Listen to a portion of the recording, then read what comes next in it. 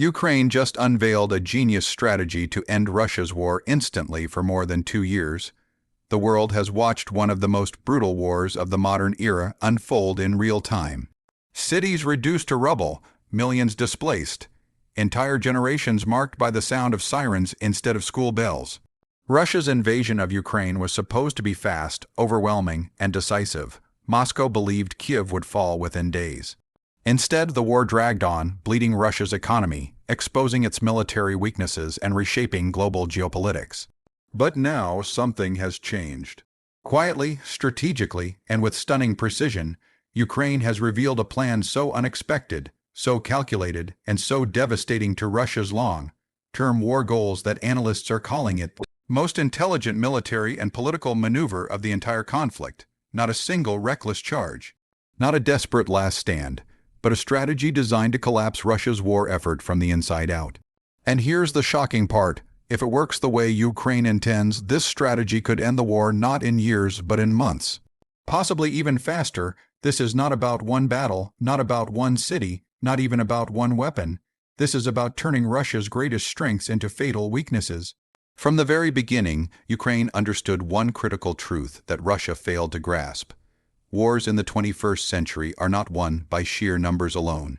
They are won by intelligence, adaptability, economic pressure, information dominance, and the ability to control escalation. While Russia doubled down on brute force, Ukraine evolved. At first, Ukraine fought defensively, just trying to survive. Small units, ambushes, precision strikes. Western weapons were integrated carefully, slowly, methodically. Every missile counted, every drone had a purpose. Ukraine didn't rush, it studied Russia, and what it learned changed everything. Ukraine realized that Russia's military was not one unified, unstoppable machine. It was a fragile system held together by propaganda, corruption, fear, and outdated command structures. Russian generals relied on rigid Soviet-era doctrines. Orders flowed from the top down slowly. Mistakes were punished, not corrected. Initiative was discouraged. Ukraine decided not to fight Russia where it was strongest. Instead, it would force Russia to fight where it was weakest. The new strategy begins with psychological warfare, not against Russian civilians, but against the Russian system itself. Ukraine has mastered the art of strategic signaling. Every major move is designed to send a message not just to the Kremlin, but to Russian elites, oligarchs, regional governors, military commanders, and even ordinary soldiers. The message is simple: this war is unwinnable, and it's getting worse for you. Ukraine's precision strikes are no longer random or symbolic. They are carefully chosen to expose Russian vulnerability: ammunition depots, logistics hubs, radar stations, command centers deep behind the front lines. These targets are hit not to grab headlines, but to disrupt the entire Russian military ecosystem. When Ukraine strikes hundreds of kilometers behind enemy lines, it shatters the illusion of safety. Russian officers begin questioning orders, soldiers lose confidence, civilians panic. The myth of Russian invincibility erodes further.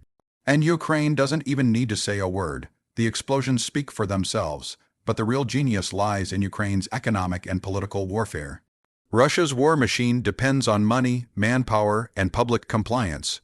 Ukraine is attacking all three simultaneously. Instead of pushing endlessly into heavily fortified territory, Ukraine is forcing Russia to spend more and more resources defending everything at once. Long borders, occupied regions, critical infrastructure. Every new Ukrainian capability, long-range drones, naval drones, electronic warfare, forces Russia to stretch its defenses thinner. And stretched defenses break. Russia is now spending billions just to maintain the illusion of control. Air defense systems are pulled from one region to protect another. Troops are redeployed constantly, exhausting morale. Equipment breaks faster than it can be replaced. Ukraine understands something Russia refuses to admit. Time is no longer on Moscow's side. Every month the war continues. Russia grows weaker economically, diplomatically, and militarily. Ukraine, meanwhile, grows stronger, smarter, and more integrated with Western defense systems. The genius strategy also exploits Russia's political fear. The Kremlin fears internal instability more than battlefield losses, protests, elite infighting, regional disobedience. These are existential threats to Putin's rule. Ukraine's strategy subtly fuels these pressures without openly provoking them. By striking symbolic targets and exposing corruption, Ukraine undermines trust in the Russian leadership. When soldiers see luxury villas owned by officials while they lack basic equipment, resentment grows. When families realize their sons are dying for unclear objectives, support erodes. This is not accidental. Ukraine is waging a war of narrative dominance. Every successful Ukrainian strike is amplified across social media.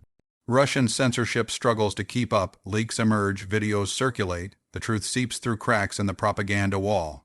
And once people start questioning the narrative, control becomes impossible. Militarily, Ukraine has shifted from reactive defense to proactive pressure. Instead of waiting for Russian offensives, Ukraine now dictates tempo. It chooses where and when to strike. It forces Russia to respond. That's the hallmark of a winning strategy. Ukraine's use of asymmetric warfare is another masterstroke. Cheap drones neutralize expensive tanks. Naval drones cripple warships without risking pilots. Electronic warfare blinds enemy systems. Cyber operations disrupt communications. Russia spends millions, Ukraine spends thousands and wins. This cost asymmetry is devastating for Russia's economy. Sanctions limit access to advanced technology. Domestic production struggles. Black market solutions are unreliable. Over time, Russia's technological gap widens. Ukraine is not trying to outbuild Russia, it is outthinking it. Diplomatically, Ukraine's strategy ensures continued Western support by demonstrating responsibility and restraint. Every action is calibrated to avoid uncontrolled escalation. Ukraine avoids strikes that could fracture alliances while proving it can use aid effectively. This reassures partners, and reassured partners keep sending weapons. Meanwhile, Russia's allies grow increasingly uncomfortable. Silent doubts emerge in Beijing, fatigue spreads in Tehran, even neutral countries start distancing themselves. Russia becomes isolated, and isolation kills empires.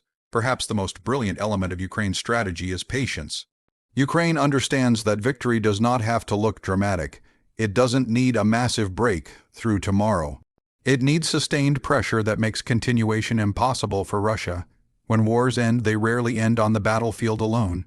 They end when one side realizes it cannot win without destroying itself. Ukraine's plan is to push Russia to that realization. Already, signs are emerging. Russian recruitment struggles, forced mobilization spark anger, equipment shortages grow. Casualties mount, regional leaders quietly complain the cost of the war is no longer abstract, it's personal. And as pressure builds, fractures widen. Ukraine is betting that Russia will face a choice: escalate uncontrollably and risk internal collapse, or negotiate from weakness. Either way, Ukraine gains leverage. This is why analysts are calling it genius. Ukraine is not trying to defeat Russia in a single decisive battle. It is dismantling Russia's ability to sustain war, brick by brick, system by system, narrative by narrative. If the strategy continues to succeed, Russia may reach a point where continuing the war becomes politically, economically, and socially impossible. That's how wars truly end, not with one last explosion, but with silence after exhaustion. The world is watching closely now. Because for the first time since the invasion began, the question is no longer whether Ukraine can survive. The question is whether Russia can, and that is a terrifying thought for the Kremlin. Ukraine's strategy doesn't rely on miracles. It relies on reality, and reality is catching up fast. If this plan unfolds the way Kiev intends, history may record this moment not as the end of a war, but as the moment Russia realized it had already lost.